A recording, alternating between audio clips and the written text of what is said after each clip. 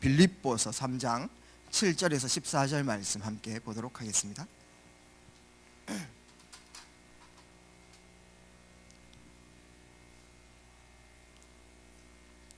하나님 말씀 빌립보서 3장 7절로부터 14절 말씀까지 함께 보도록 하겠습니다.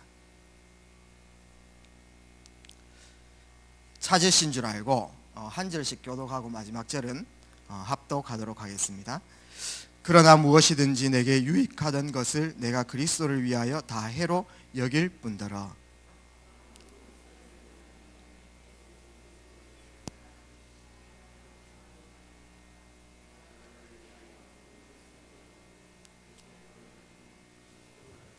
그 안에서 발견되려 함이니 내가 가진 의는 율법에서 난 것이 아니요 오직 그리스도를 믿음으로 말미암은 것이니 곧 믿음으로 하나님께로부터 난 의라.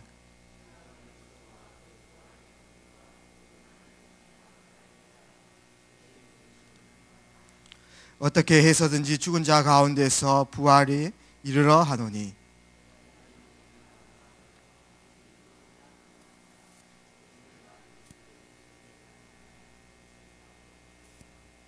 형제들아 나는 아직 내가 잡은 줄로 여기지 아니하고 오직 한 일 즉 뒤에 있는 것은 잊어버리고 앞에 있는 것을 잡으려고 표대를 향하여 그리스도 예수 안에서 하나님이 위에서 부르신 부름의 상을 위하여 달려가노라. 아멘. 예, 우리 또 담임 목사님께서는 지금 목회대학원에 귀한 인도를 받으시고 계십니다. 앞으로 전도 신학이 확립되어지는 그날까지 귀한 전도자들이 전도 신학을 잘 정리하고 확립할 수 있도록 꼭 기도해 주시고 또 이 언약이 후대에게 꼭 전달될 수 있도록 함께 기도를 해주셨으면 좋겠습니다. 2019년도 이렇게 시작돼서 하나님께서 귀한 언약을 우리에게 주셨습니다. 언약을 날마다 기억하는 우리 모든 성도님들이 꼭 되셨으면 좋겠습니다. 저는 이제 대구 노회에서 캠프 인도 이렇게 같이 좀 인도를 받으면서 다른 교회 이제 캠프 이렇게 할 때 한 번씩 이렇게 섬기기도 하고 이렇게 하거든요. 그래가지고 저희 교회 성도님들하고도 제가 긴밀한 관계 유지하고 또 친하게 잘 지내고 있지만 딴 교회 성도님들하고도 좀 친한 분들이 몇 분 계십니다. 제가 성격이 그렇게 막 활기차고 그러진 않아서 막 친한 척은 하지 않는데 그래도 이렇게 언약이 통하니까 이렇게 한 번씩 좀 친한 이렇게 분들이 계신데요. 그분들이 이제 새해 딱 되어가지고 저한테 이제 좀 친하니까 연락이 왔습니다. 이제 인사도 같이 하고 저도 이제 인사드리고 그래가지고 뭐 다짜고짜 이제 전화를 오셔가지고 하는 말이 목사님 이러면서 있지 않습니까? 목사님이 새털 이러는 거예요. 새털? 새털이 뭐지? 뭐 새 잡으러 가셨나? 뭐 제가 뭐 옷에 털 묻으셨나? 가만히 보니까 또 그 다음에 목사님 예털 이러는 거예요. 아 이게 예틀이었습니다. 새털이 아니고 새틀이었거든요. 우리 대구 분들이 으 발음이 안 되고 으 발음을 어 발음 이렇게 하시거든요. 아무튼 내용만 기억하면 되시니까 예틀을 버리게 하옵소서. 이거 언약 딱 기억하시고 그 다음에 새 틀을 갖추게 하옵소서. 제123 RUTC 실현의 주역으로 우리를 부르신 줄 믿습니다. 그 다음에 송구영신 예배 통해 가지고는 지역 복음화의 비전 가진 절대 제자를 세우게 하옵소서. 오직 그리스도 하나님 나라 성령 충만으로 결론난 제자, 이유를 아는 제자, 오직 그리스도만 따라가고 순종하는 제자, 복음운동 위에서 생명 걸고 헌신하는 제자, 그 가운데 나의 CVDIP를 발견하는 모든 성도님들 되시기를 주의 이름으로 축복합니다. 오늘도 이 언약을 생각하시면서 하나님께서 분명히 우리에게 절대 제자를 만나시게 하실 것인데 그 귀한 응답을 함께 누리는 밤이 꼭 되었으면 좋겠습니다. 오늘 말씀의 제목은 전도자의 내적 생활입니다. 전도자의 내적 생활이라는 말씀으로 잠시 말씀을 나누도록 하겠습니다. 서론적으로 좀 성경을 살펴보니까 많은 사람들이 성경을 막 다독하고 많이 읽으신 분도 있는데 관점 잘못 틀리게 해가지고요 실제 그 하나님의 의도를 놓치는 경우가 굉장히 많거든요. 우리 전도자는 성경 안에서 하나님 주신 그 의도를 제대로 파악하는 게 제일 중요하죠. 그래서 요한복음 20장 31절 말씀 보면은 성경을 기록한 목적에 대해서 딱 나옵니다. 오직 이것을 기록함은 모든 사람들로 하여금 예수가 그리스도 된 것을 알고 그것으로 힘입어서 생명을 얻게 하기 위함이다. 성경은 구속사 관점으로 보는 것이 가장 정확한 것입니다. 하나님 계획이지요. 하나님은 이 구속을 위해서, 구원을 위해서 지구를 돌리시고 세상도 발전시키시고 또 우리의 삶도 이렇게 영위해 나가시죠. 그거를 꼭 기억하셔야 됩니다. 그래서 성경은 지금 구원의 길을 이야기하고 있습니다. 멸망 가운데 죽을 수밖에 없었던 인생, 거기에서 빠져나올 수 있는 유일한 길, 구원의 길을 우리가 태어날 때부터, 태어나기 전부터 미리 준비하시고 하나님께서는 우리를 불러주셨다는 것입니다. 그래서 구약을 이렇게 좀 자세히 살펴보면은 구약에 뭐 쭉 읽다 보면 뭐 희생 제사를 드리라 뭐 이런 얘기도 나오고 있지 않습니까? 그 다음에 레위기 한번 읽어보셨습니까? 저희는 다 뗐잖아요. 강단 메시지에서 작년에 다 뗐습니다. 레위기 하면 그 제사가 얼마나 복잡합니까? 뭐 번제, 화목제, 뭐 속죄제, 속건제, 뭐 화제 뭐 이런 식으로 계속 제사가 나오죠. 뭐 제사 계속 지내지만 거기에 희생 양들, 희생 소들이 막 있습니다. 그 뭐 우리가 뭐 낙농업 합니까? 맨날 그 소 잡고 양 잡고 이런 이야기가 나오거든요. 그 왜 그런 이야기 합니까? 결국은 누군가가 속죄해서 죽어야 된다는 것을 계속 나타내는 거죠. 계속 제사장 이야기하고 있습니다. 구약 성경 자세히 이렇게 살펴보면은 어떤 얘기 딱 하고 있냐면요. 어느 순간 보면 왕 얘기 계속 하고 있어요. 뭐 다윗 왕 비롯해가지고 뭐 히스기야 왕, 요시야 왕 이런 뭐 훌륭한 왕들 막 이렇게 나오죠. 훌륭한 왕들이 유대 또는 이스라엘을 다스리면 어떻게 됩니까? 그 백성들은 이유 없이 축복 누립니다. 누가 통치하느냐 이게 문제거든요. 근데 악한 왕이 그 나라를 다스리면 어떻게 됩니까? 악한 왕이 그 나라 다스리면은 그 백성들은 이유 없이 같이 고통당해 보거든요. 그것을 기록하면 그 목적이 뭐겠습니까? 우리에게는 진정한 왕이 필요하다. 우리에게는 우리의 영도자, 영을 통치해주는 진짜 구원자가 필요하다. 이 얘기하고 있거든요. 구약 자세히 보면은 왕 이야기 계속하고 있습니다. 그 다음에 저 뒤에 보면 있지 않습니까? 이사야서부터 해가지고요. 저희 초등학교 때 이 약자 다 외웠다 아닙니까? 이사야부터 사렘, 에겔단, 호열, 암옵, 욤미, 나합, 스팍, 스말 17가지 선지서가 딱 나오죠. 말라기까지 계속 선지자 통해 가지고 하나님께서 선지자에게 말씀하시고 그 하나님의 말씀을 듣고 그 선지자는 백성들한테 전달하고. 이 선지자는 특징이 있습니다. 어떤 사람은 성격 막 불같은 선지자도 있고요. 예레미야 같이 막 마음 여린 그런 선지자도 있고 또 뭐 강한 사람도 있고 약한 사람도 있고 그래요. 아무튼 하나님께서는 주의 선지자를 통해 가지고 하나님의 말씀을 계속 선포하고 하나님과 소통하는 길을 계속 이렇게 얘기하는 겁니다. 가만히 보니까 구약에 왕 얘기 계속하고 제사장 얘기 계속하고 선지자 얘기 계속하는 것입니다. 왜 그렇습니까? 왕, 선지자, 제사장 누굽니까? 그리스도입니다. 하나님께서는 이 구약을 통해서 구원의 길 대신 메시아를 보내주겠다 계속 얘기하는 거예요. 수많은 예표로 얘기하는 겁니다. 방주 얘기하는 것 같지만 사실은 방주 안에 들어가면 다 산다. 네피림 얘기하는 것 같지만 모든 사람들이 네피림처럼 고통당해야 된다. 그거는 고통 내리고 저주 내리고 그건 하나님의 마음이 아니에요. 그 가운데 이 방주 안에 들어간 사람 다 산다. 이게 하나님의 진정한 마음입니다. 구원의 길. 구약은 계속해서 이제 그 얘기하는 거죠. 신약에 딱 들어오면서 있지 않습니까? 그 예언하신 그리스도께서 드디어 오셨습니다. 그래서 복음서에 어떻게 나옵니까? 족보 얘기 막 하잖아요. 누가 누구를 낳고 누가 뭐 족보 공부할 일이 있습니까? 왜 그걸 얘기합니까? 예언된 대로 그 혈통을 따라서 왔다. 왕족으로 오셨다. 왕의 혈통을 타고 나셨다. 예수 그리스도는 참된 왕이시다. 이 얘기하고 있거든요. 마가복음 통해서 참된 종으로 오셨다. 십자가 지시는 참된 종으로 오셨다. 누가복음 통해서 하나님이시면서 사람이시다. 육신의 몸을 성육신 입고 오셔가지고 우리의 죄를 허물으시고 구원의 비밀을 완성하셨다. 요한복음 통해서 참 사랑으로 하나님의 그 깊은 사랑으로 사랑은 여기 있으니 하나님이 세상을 이처럼 사랑하사 독생자를 주셔서 하나님의 사랑이다. 이 사랑을 우리가 받을 수 있다. 성경에서 계속 그 이야기하고 있죠. 그 예수 그리스도께서 다 끝내셨는데 지금 나와 함께 하시는 그 성령으로 함께 하시는 그 인생, 그걸 가지고 우리가 걸어가는 길이 사도행전입니다. 성령이 함께 하시는 그 언약 붙잡고 걸어가는 우리의 인생. 그래서 저희는 사실 사도행전 29장을 걸어가고 있는 거죠. 서신서는 뭡니까? 전도자의 인생 살아가는 우리의 삶, 그 부분들을 바울이 이렇게 기록을 해놨죠. 요한계시록은 어떻습니까? 말세 시대 때 고통도 있고 재앙도 있고 여러 가지 아픔도 있고 여러 가지 환란도 있지만은 하나님께서는 전도자, 구원받은 성도, 전도의 일을 감당하는 이 사명을 감당하는 교회 끝까지 책임지시고 하나님께서 불꽃 같은 눈동자로 지키신다. 좌우에 날선 검으로 발에 빛난 주석으로 7 금초대 사이를 다니시면서 요한계시록에서는 그리스도 전파하는 사명 가진 교회를 하나님께서 끝까지 지키시고 보호하신다. 이 부분들을 성경에서 얘기하고 있는 거죠.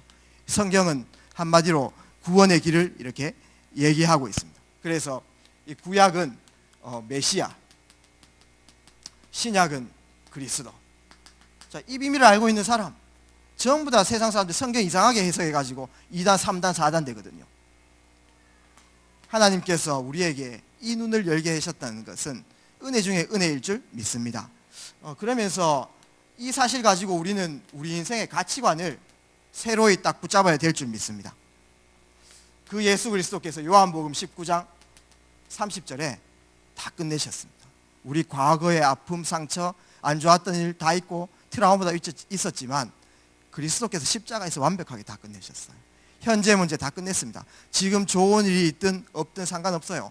그것이 하나님의 견인 속에 있고 하나님의 인도 속에 있다는 것입니다. 그 영적 사실.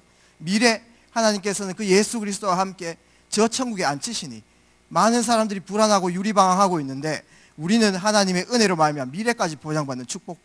앞으로 실수할 수도 있고 넘어질 수도 있겠지만 하나님께서는 불꽃 같은 눈동자로 우리를 지켜주신다는 그 약속을 하셨죠. 어디서? 십자가에서 부활사건 통해 가지고 다 끝내셨습니다. 그런데 그것도 너무나 중요한 사건이지만 그것보다 조금 더 중요한 거 있어요. 그게 뭐냐면 그 다 끝내신 그분이 지금 나와 함께 한다는 그 사실입니다. 마가복음 3장 13절 말씀 보면은 예수님께서 원하시는 자를 불러주셔서 제일 먼저 어떤 역사를 일으키기 전에 함께 하기를 원하셨다. 이게 신앙생활의 처음이자 끝입니다. 그러면서 마태복음 28장 20절 말씀 보니까 예수님이 승천하시기 직전에 마지막으로 하신 말씀, 볼지어다 내가 세상 끝날까지 너희와 항상 함께 하겠다. 처음 부르실 때 함께 하겠다 약속하셨고 있지 않습니까? 그 다음에 마지막 헤어질 때 예수님께서 모든 사명을 제자들에게 대임해 놓으시고 우리에게 위임 다하시고 마지막에 약속하신 것이 세상 끝날까지 너와 함께 하겠다. 그래서 우리의 가치관은 예수님이 지금 나와 함께 한다는 그 사실 가지고 모든 것 선택하는 거예요. 그게 최고 축복입니다. 그래서 이 비밀을 누린 사람, 이 복음의 비밀을 누린 사람은 반드시 전도의 역사가 일어나게 돼 있죠. 어떻습니까? 시편 28편 1절에서 6절 말씀. 다윗은 구약시대 사람입니다. 구약에는 그리스도가 오지 않았죠.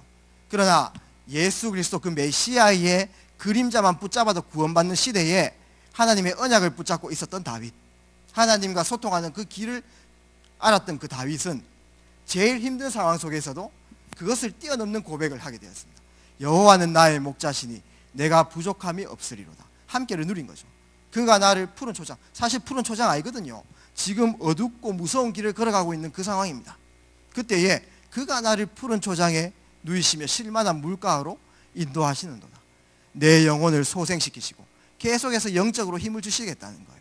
자기의 이름을 위하여 나를 의의 길로 인도하시는, 지금 상황이 최악인데 무슨 의의 길입니까? 그러나 이 상황이 의의 길로 인도하는 과정이라는 겁니다. 내가 사망의 음침한 골짜기로 다닐지라도, 실제 다닐지라도 이 비유법을 썼지만, 가정법을 썼지만 실제 다니고 있다니까요. 내가 사망의 음침한 골짜기로 다닐지라도 해를 두려워하지 않는 그 주께서 나와 함께 하심이라. 주의 지팡이와 막대기가 나를 안위하시나이다. 육신적인 것을 뛰어넘는 영적인 축복을 다윗이 누리니까 그리스도 이름으로 완전 모든 것 충분한 그 응답들 누리게 됐죠. 오늘 사도행전 빌립보서 3장 7절에서 14절 바울은 이 그리스도의 비밀을 가지고 어떤 고백을 하게 됐습니까? 먼저 5절에서 6절 말씀을 조금 볼 필요가 있습니다. 바울은 그리스도가 최고 가치다, 그리스도 아는 것이 가장 고상하다, 이 고백하기 전에 자신의 배경을 이렇게 설명하게 됐습니다. 뭐라고 했습니까? 참고로 쭉 읽어보시면 됩니다. 바울은 이렇게 고백했습니다. 나는 히브리인 중에 히브리인이다, 이렇게 얘기했어요. 순수 혈통이다, 이 말입니다. 깨끗한 혈통이다, 이 말이거든요. 율법으로는 바리새인이다, 이렇게 얘기했습니다. 그 유대인 중에 제일 뛰어난 그 파가 바리새파입니다. 거기에서 가마리엘이라는 랍비의 수제자예요. 이스라엘에는 이 랍비가 최고거든요. 3대 랍비가 있었는데 그 가운데 제일 뛰어난 랍비 가마리엘, 거기에 수제자 바울, 그러니까 율법으로는 흠이 없는 자, 완전 깨끗하게 산 자, 거기에 이제 수제자기 때문에 가마리엘의 뒤를 이어가지고 유대인 지도자들의 사람이거든요. 그러니까 그렇게 올라가는 겁니다. 지금으로 따지면 하버드 이상이에요. 그러면서 이 바울은 지 출신이 어떤 출신이냐 하니까 길리기아 다소 출신입니다. 길리기아라는 도시는 문학 도시거든요. 엄청난 철학과 문학이 뛰어난, 그래서 바울의 예술적인 그 재능도 엄청 뛰어납니다. 나중에 서신서 한번 쭉 읽어보십시오. 서신서의 표현들 보면은 엄청 문학적으로 뛰어나요. 그런 것들이 이미 섭렵한 사람. 그 다음에 나는 베냐민 지파요, 이렇게 얘기해요. 베냐민 지파가 어떤 지파인지 아십니까? 왕족입니다. 이스라엘 사사시대 때에 왕이 필요해가지고 이스라엘 사람들이 하나님께 왕을 달라 했는데 하나님께서 베냐민 지파에서 왕을 한 명 뽑아요. 그게 사울입니다. 유대의 첫 번째 왕 사울. 그 혈통, 바울은 그 혈통을 따라가지고 왕족 출신이거든요. 그럼 뭐 다 얻었지요. 우리가 고민하는 거, 우리가 추구하는 거 다 얻은 사람입니다. 그러면서 제일 고귀한 거, 그게 뭡니까? 로마 시민권. 그때 로마라고 하는 나라는 어마어마하죠. 지금 미국 이상입니다. 로마 시민권 갖고 있으면 모든 형벌을 면할 수 있어요. 로마 시민권 갖고 있으면 모든 게 통과합니다. 국경 넘어갈 때 로마 시민권 딱 보이면 무조건 통과. 그런 신분인데 바울이 있지 않습니까? 그리스도 알고 나서 어떻게 된지 아십니까? 세상 모든 사람들이 기독교인들조차도 따라가려고 하는 그 모든 자기가 가진 것들, 그 집중했던 그것들을 배설물로 여긴다, 이렇게 얘기했습니다. 그러면서 세상 학문은 초등학문이다. 내가 그리스도를 아는 것이 가장 고상하다. 세상 사람들, 바울 정도면 정말 성공했다, 바울이면 모든 거 다 얻었다, 이렇게 고백했는데 바울은 어떻게 고백했습니까?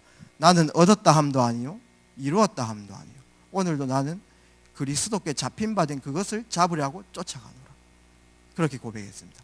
그래서 나는 그 부르심의 상을 향해서 달려간다.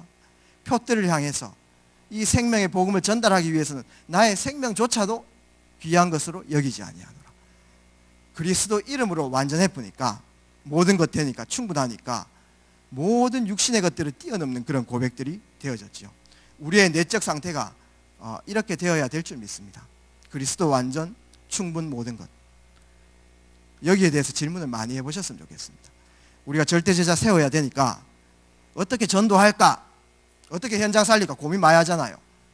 전략 고민보다 더 많이 해야 될 고민, 나는 오늘 그리스도 이름으로 완전한가, 충분한가, 모든 것 되는가. 그것이 전도자의 시작이거든요. 그 축복이 꼭 있어야 되겠습니다. 크로스비는 어떤 고백을 했습니까? 우리 많은 찬송을 남긴 크로스비는 어떤 고백을 했습니까? 처음에 눈이 보이지 않을 때에 크로스비는 한 가지 것에 집중했습니다. 하나님께 기도했겠죠. 이 눈을 뜨게 해달라고요. 우리가 고민하는 것들, 만약에 우리가 눈 보이지 않으면요, 오늘 아침부터 고민해, 그런 것도 다 무용지물이에요. 그런 것들 다 떠나갑니다. 오로지 눈 뜨게 해주십시오. 그런데 그 기도로부터 시작해가지고 크로스비가 영적인 축복을 딱 누리기 시작했습니다. 그리스도의 비밀을 누리기 시작하니까 기도 제목이 바뀌잖아요. 처음부터 태어날 때부터 눈에 안 보였으면은 그래도 힘들었겠지만 살아갈 텐데 보다가 안 보이잖아요. 어떻겠습니까? 저는 좀 부끄럽지만은 두 아들, 딸이 있으니까 사역 끝나고 집에 딱 들어가서 애기들 보는 그 행복이 참 좋아요. 그래서 가면 이렇게 같이 놀아주고, 근데 또 30분 놀아주면 또 빨리 잤으면 좋겠어요. 뭐 그런 생각도 들지만은 행복합니다. 근데 제가 이런 생각을 한번 적용을 해봤어요. 내가 이 아이들을 보는 게 너무 행복하고 좋은데 못 본다고 생각해 보십시오. 이거 제가 이 크로스비처럼 고백할 수 있을까, 이런 생각들을 해봤습니다. 근데 크로스비는 뛰어넘었습니다. 영적인 축복을 누리니까 기도 제목이 바뀌었죠. 뭐라고 고백합니까? 이제 나는 눈 뜨지 않기를 기도한다. 그러면서 지은 찬양입니다. 예수를 나의 구주 삼고 성령과 피로써 거듭나니 이 세상에서 내 영혼이 하늘의 영광 누리도다. 안 보이는데 이 세상에서 하늘의 영광 계속 누리고 있다는 겁니다. 온전히 주께 맡긴 내 영, 사랑의 음성을 듣는 중에, 못 보니까 계속 듣는 거예요. 천사들 왕래하는 것과 하늘의 영광 보이로다. 영적인 축복들을 계속 누리는 겁니다. 주 안의 기쁨 누림으로. 이 상황에서 기쁠 수 있겠습니까? 우리는 조금만 힘들어도 불평하고 불신앙하는데요. 맞지 않습니까? 이 상황에서 어떻게 주 안의 기쁨 누립니까? 저희가 눈 안 보이면 어떻게 하겠습니까? 계속 파도 치겠죠. 가슴이요. 마음의 풍랑이 잔잔하니 세상과 나는 간 곳 없고 구속한 주만 보리로다. 눈이 보이지 않아가지고 하나님만 바라보는데 더 큰 축복을 누린다는, 이것이 나의 간증이요, 이것이 나의 찬송. 나 사는 동안 끊임없이 주님을 찬양. 우리는 몸이 성해도 하나님 찬양 못하는데, 전도자의 내적 상태입니다. 그러면서 눈이 안 보이는데 어떻게 인도받습니까? 그러나 나의 갈 길 다 가도록 예수 인도하시니 그의 사랑 어찌 큰지 말로 할 수 없도다. 어떻게 눈이 보이지 않는 사람이 길을 인도받는 그 찬양을 합니까? 그 말은 육신적 뛰어넘어가지고 영적으로 그리스도께서 지금 나와 함께 하시니 아무것도 두려울 거 없다는 거죠. 이 축복들, 나 자신을 꼭 한번 점검해 보시기 바랍니다. 나는 지금 어떤 상태입니까? 우리가 하나님 만나기 전에 그리스도가 함께 하지 않는 상태였습니다. 그때는 우리 인생이 어땠습니까? 어느 날 은혜로 그리스도를 만나게 됐습니다. 그리스도가 지금 나와 함께 하십니다. 어떻습니까? 이 영적 사실을 믿는 게 최고 축복이죠. 저는 우리 대학생 랩런트들에게 얘기했습니다. 대학생 랩런트들 막 돈이 없더라고요. 경제적으로 막 시달리니까 막 힘들어합니다. 때로는 돈 따라가고 싶기도 하고, 때로는 어떤 돈을 막 취하고 싶은 그런 마음도 있습니다. 그러나 눈에 보이지 않지만 지금 하나님께서 나와 함께 하신다. 하나님께서 지금 나와 함께 하시기 때문에 돈 앞에서 깨끗해라, 이렇게 얘기합니다. 하나님께서 바른 중심 가지고 하나님 앞에 깨끗하게 하면 따라온다. 돈 따라가지 맙시다, 이렇게 이제 얘기하죠. 그러면서 세상 사람들 막 재력을 가진 사람들 있지만은 우리 대학생들 보니까 수련회 이제 가야 되는데 가면 갈수록 수련회비가 막 비싸져요. 옛날에 세계대학교 수련회 이런 거 막 8만 원, 7만 원밖에 안 했는데 지금 12만 원입니다. 그게 아이들한테 크거든요. 그거 없는 거예요. 다 모은 거 얼마니? 이렇게 물어봐요. 3만 2천 원 이렇게 얘기하더라고요. 오케이, 기도하자. 하나님께 수련회비 놓고 기도하자. 이유를 붙잡고 기도하자. 오히려 돈 없어가지고요, 하나님 앞에 수련회 놓고 기도하는, 그게 진짜 축복입니다. 돈 실컷 있고요, 영원한 생명, 영생 얻는 것보다 하나님 앞에서 기도할 수 있는 조건, 자격 있고 신분 깨닫는 게 확실하다. 그래서 하나님께서 주시면 가는 것이다. 이유 붙잡고. 안 주시면 안 가는 것이다. 저도 그런 마음 딱 알고 있지 않습니까? 어떻게든 돈 구해줍니다. 네가 응답 받아라. 네가 응답 못 받으면 내가 구해준다. 그래서 못 간 사람 한 명도 없습니다. 마음이 없어서 못 갔지, 마음이 있는 사람 다 갔습니다. 100%. 지금 하나님께서 지금 나와 함께 하시는 거죠. 하나님께서 지금 24시간 함께 하십니다. 여기 계신 모든 성도님들께서 하나님 눈에 보이지 않지 않습니까? 하나님이 옆에 눈에 보인다면 어떡하겠습니까? 걱정될 거 있습니까? 그 믿음으로 가는 것입니다. 그러나 하나님이 함께 하시는데 눈에만 안 보인다는 사실, 함께 하시잖아요. 그러니까 뭐가 필요합니까? 로마서 1장 16절 17절 오직 의인은 믿음으로 말미암아 살리라. 믿음이 필요한 거죠. 우리의 내적 상태가 이 축복을 꼭 누려야 될 줄 믿습니다. 그래서 지금 하나님께서 나와 함께 하시니까 전도자는 어떻게 인도를 꼭 받아 나가야 되겠습니까? 하나님 앞에서 깨끗한 중심, 성경 구절 몇 구절만 확인하도록 하겠습니다. 하나님 앞에서 날마다 깨끗한 중심, 하나님이 지금 나와 함께 하신다는 그 사실 가지고 오늘도 인도받는 겁니다. 그렇게 하면요, 세상에 조금 손해될 것 같거든요. 그러나 그 깨끗한 중심으로 선택을 하는 거예요. 그러면은 하나님께서 축복하는 것이 엄청 크지요. 사무엘상 16장 7절 말씀 보면 하나님께서는 우리의 외모를 보지 않고, 외모를 보셨다면 저는 탈락입니다. 여기 계신 분들 중에도 몇 명 탈락하셔야 됩니다. 중요한 것은 하나님께서 우리의 외모를 보지 않고 중심을 보느니라. 우리의 중심이 하나님 앞에 바로 서야 될 줄 믿습니다. 어떤 중심입니까? 다니엘 같은 중심입니다. 다니엘에서 1장 8절 왕에게 절한 그 음식 먹지 않는 중심, 세상과 타협하지 않는 중심, 세상과 섞이지 않는 중심. 다니엘은 하나님 앞에서 왕에게 절한 그 음식을 먹지 않겠다고 뜻을 세웠다, 이렇게 얘기하거든요. 우리에게 그 결단이 있습니까? 전도자의 내적 상태, 그런 사람을 하나님께서는 사용하시게 되어 있는 것입니다.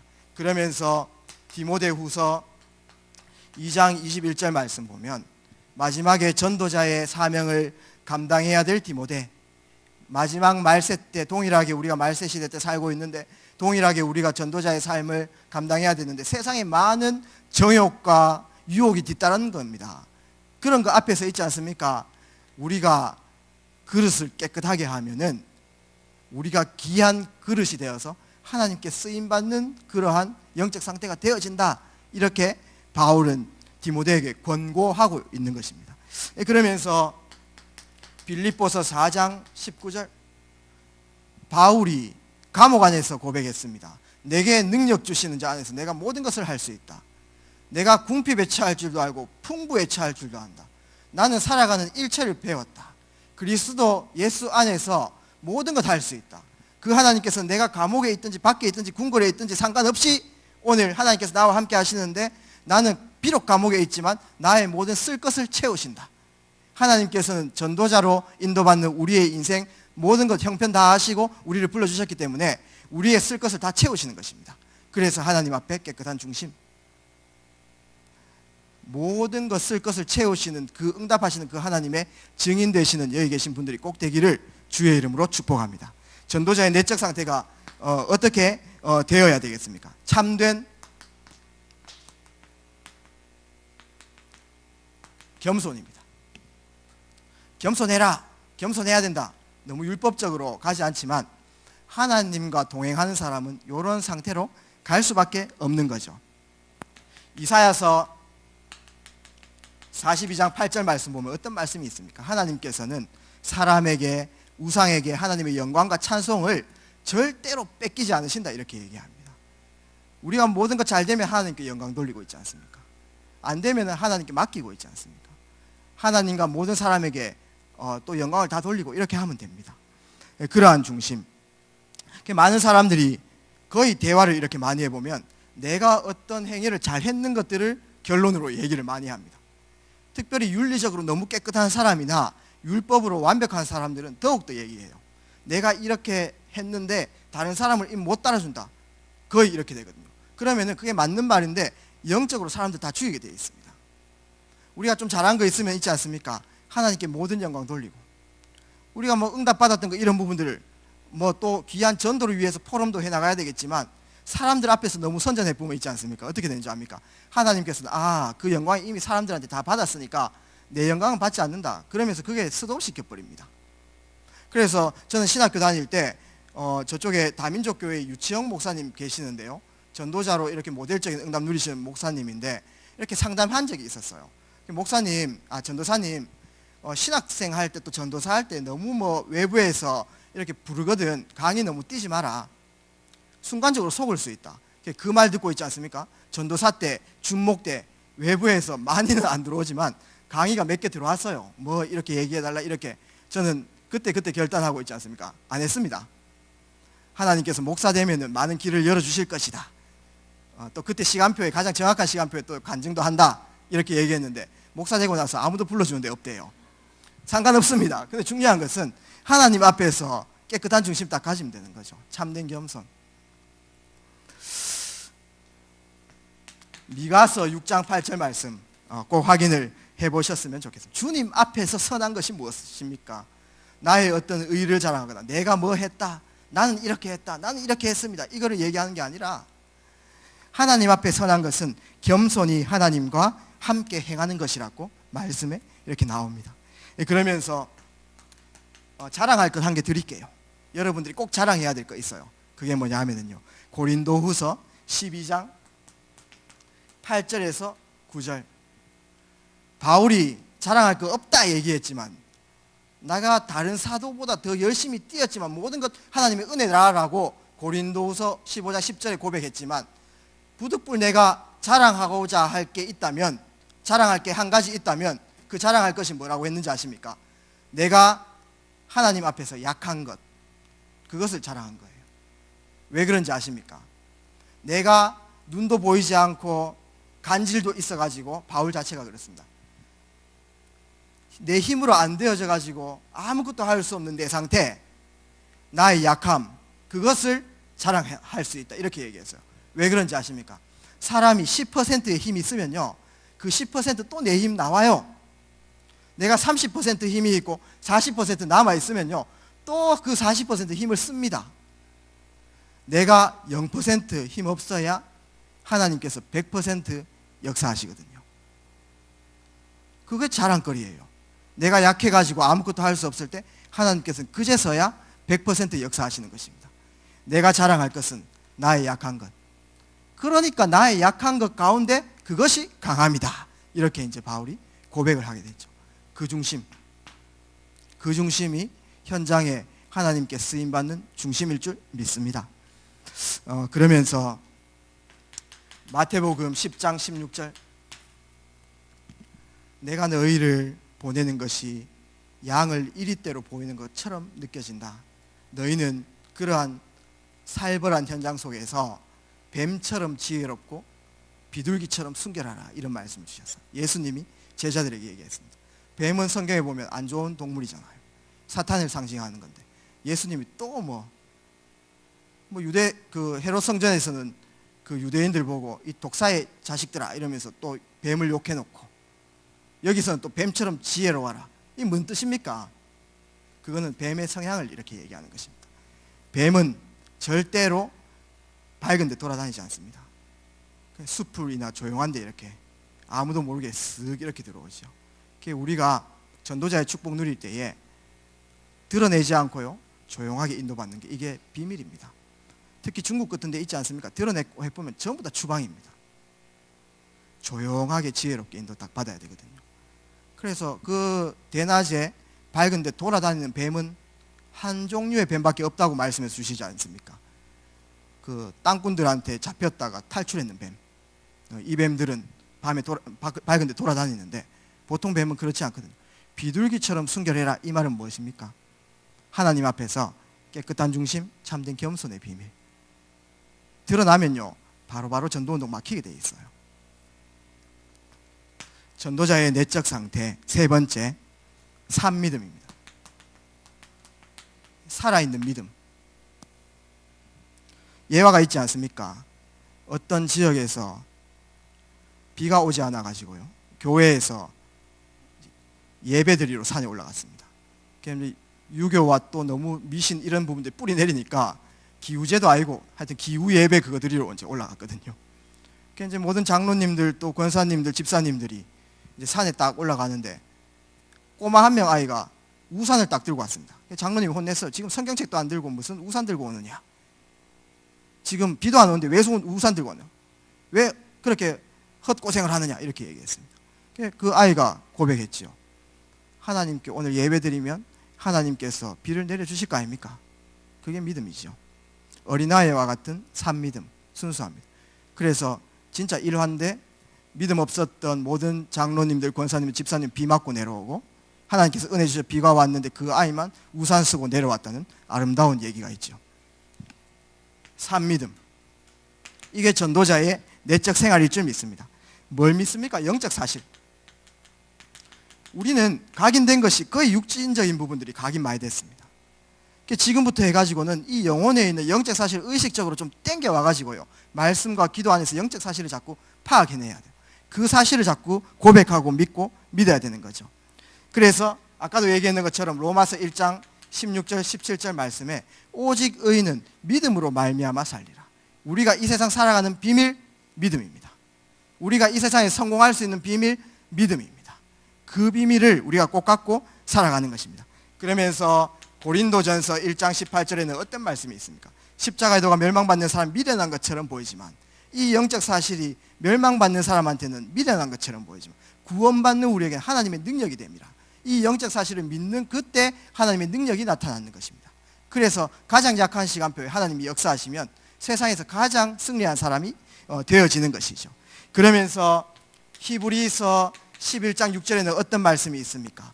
하나님께 나아가는 자, 오늘 우리가 하나님 앞에 나왔잖아요. 하나님 앞에 나아가는 자는 반드시 그가 계신 것과, 오늘 우리가 예배 앞에 하나님 앞에 나왔을 때 반드시 그가 계신 것과, 하나님이 살아 계신 것과, 형식이 아니고요, 산재물 가지고 그리스도 가지고 하나님 앞에서 살아 계신 것과, 그게 존재하심과, 그가 하나님을 찾는 이들에게 상 주시는 이심을 믿어야 할지니라. 오늘 우리가 하나님 앞에 찾아오면은 하나님께서 오늘 찾는 우리에게 상 주시는 이시다. 오늘도 이 예배를 통해서 하나님께서 상을 주실 것이다. 이 믿음 가지고 우리가 나올 때에 실제 역사가 일어나는 것입니다. 하나님께 나오는 자는 반드시 그가 계신 것과 그의 존재와 하나님을 찾는 이들에게 상 주시는 이심을 믿어야 할지니라.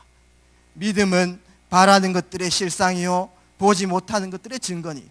우리가 바라는 일이 있습니까? 소망이 있습니까? 우리의 바람이 있습니까? 그것을 오늘로 땡겨올 수 있는 게 비밀이 뭡니까? 믿음입니다. 전도자의 내적 상태는 영적인 사실을 믿는 믿음. 오늘 내가 현장에 갔을 때 하나님께서 능히 역사 일으키셔서 이 현장에 하나님 나라 이루실 것이다. 그 믿음. 내 힘으로 이 사람을 살릴 수 없지만은 하나님께서 1초 역사하시면 이 사람은 나처럼 전도자 되어질 수 있다라는 그 소망.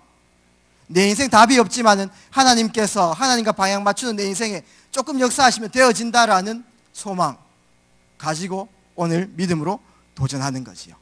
우리가 전도자의 내적 상태 이런 부분들을 성경에 있는 말씀 통해서 같이 나누면서 우리의 내적 상태를 점검해보는 그 축복이 꼭 있기를 주의 이름으로 축복합니다. 결론 맺도록 하겠습니다. 외적으로 좀 강한 사람도 있지만 여기 계신 분들은 내적 강자가 되시기를 바랍니다. 내적으로 강한 사람. 너무나 소리치는 사람 있고 또 힘을 과시하는 사람이 있습니다. 그런 분들은 사실 마음이 여린 사람입니다. 그래서 어떻게 보면 내적 강자들에게 조종을 다 당하게 되어 있습니다. 다루기 쉽거든요. 내적 강자는 어떤 상황이 와도 흔들리지 않고 믿음으로 설 수 있는 사람. 그게 각인이죠. 중요한 시간표 딱 보면은 나의 어떤 믿음이 이렇게 딱 나오게 되어 있습니다. 그래서 우리는 하나님 앞에서 겸손한 자세, 전도자로서 겸손한 자세를 꼭 가져야 되겠습니다. 왜 그런지 아십니까? 지금 이때까지 받았던 응답의 100분의 1밖에 안 돼요. 앞으로 우리가 지금 문제도 있고 해결해야 될 거 있잖아요. 그런 것들 다 응답받을 거리라고 생각하시면 됩니다. 하나님께서 새 일을 행하실 것이구나. 앞으로 하나님께서 우리 인생을 통해서 하실 일이 많기 때문에 지금 조금 받은 응답 그거는 조금 세이브 시키시고 인생 전체에 완벽한 응답 가지시고 간증도 하시고 포럼하는 그 축복들이 꼭 있었으면 좋겠습니다. 두 번째, 때로는 담대해야 됩니다. 겸손해야 되겠는데 또 때로는 담대해야 되죠. 왜 그런지 아십니까? 지금 현장에서는 가짜가 진짜인 척하고 있거든요. 수많은 가짜들이 진짜인 척하고 사람들을 현혹합니다. 우리가 겸손하게 현장의 중요한 인도를 받아 나갈 때 하나님께서는 담대하게 말씀을 선포해야 될 그 타이밍과 그 시간표를 만들어주세요. 그것을 어떻게 보면 만남의 축복이라고 기적으로 딱 나타날 수 있어요. 정말 이거는 내 시간표와 내 일상, 내 상식 이상으로 하나님께서 역사하실 때 있거든요. 그럴 때는 정확하게 주는 그리스도시요 살아계신 하나님, 예수가 왜 고난받아야 되고 십자가에 당하셔야 되고 그 그리스도의 당연성을 담대하게 사탄 앞에서, 사람 앞에서, 현장 앞에서 선포하시면 되죠. 그러니까 이제 여호수아에 보면은 갈렙이라는 인물이 있지 않습니까? 갈렙이 안악산지 앞에서 이런 고백을 했습니다. 여호와께서 혹시 나와 함께 하시면, 그거는 의혹이 있어서 그렇게 혹시라는 말을 쓴 게 아니고요, 겸손의 표현입니다. 나같이 부족한 사람에게도 하나님께서 함께 하시면 그 이제 겸손이죠. 필경 그 산지를 내가 쟁취하리다. 그건 뭡니까? 담대함이거든요. 가장 중요한 시간표 앞에 담대했던 그 갈렙. 우리는 성경의 인물을 통해서 전도자의 내적 상태들을 확인해 나갈 수 있습니다. 하나님께서는 우리에게 절대 제자를 세우겠다 약속하셨습니다. 이거는 절대적입니다. 하나님이 맞다 하시면은 아무도 막을 수 없거든요. 그러면은 내가 그렇게 될 수도 그릇 준비하는 게 굉장히 이번 1년 동안 인도받을 스케줄이죠. 그러면서 제일 중요한 게 여러 가지 행위도 많이 해야 되겠지만 우리의 영적 상태, 마음 상태, 우리의 내적 상태들을 하나님 앞에 점검해보고 이 부분들을 기도로 연결해보는 최고 축복의 밤이 오늘로부터 시작되기를 주의 이름으로 축복합니다. 기도드리겠습니다. 살아계신 능력의 주님 감사합니다. 전도자의 내적 상태 말씀 같이 나누게 하심을 감사드립니다. 이 말씀이 우리 삶 속에 그대로 실현되고 성취되어서 2019년 전도자의 인생 살며 제123 RUTC 실현할 수 있는 은혜를 내리워 주시옵소서. 가는 곳마다 절대 제자 세우는 응답들이 우리에게 있고 하나님 하신 증거를 가지고 증인으로 서서 237나라로 나아가는 트리니티 교회 되어질 수 있도록 주의 성령께서 강권적으로 역사하여 주시옵소서. 살아계신 예수 그리스도 이름으로 기도합니다. 아멘.